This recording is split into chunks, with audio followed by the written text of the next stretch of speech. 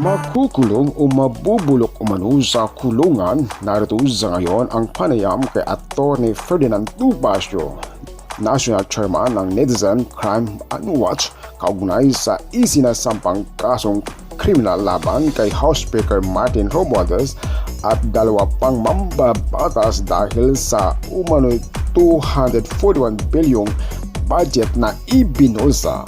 Narito sa ngayon ang panayam. Panoorin pa natin. Ako si Quinter TV. Ganito po kasi yan.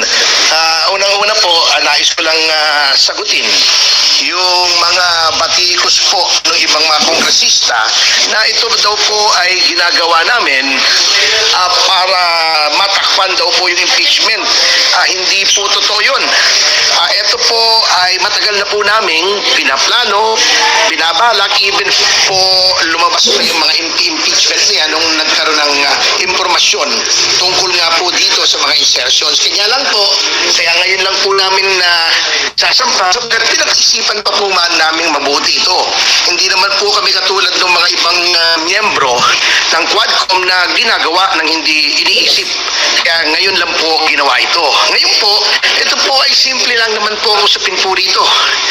Kasong kriminal po ito sapagkat aminado naman po si Congresswoman Stella Kimbo na ngayon po ay puno ng Committee on Appropriations na may mga blank na pinunuan po bago ito maging enrolled bill. Kaya yan po ay simple lamang na nakalagay po sa Revised Penal Code pagmelong legislative na dokumento, either pending o pasado na, at ito po ay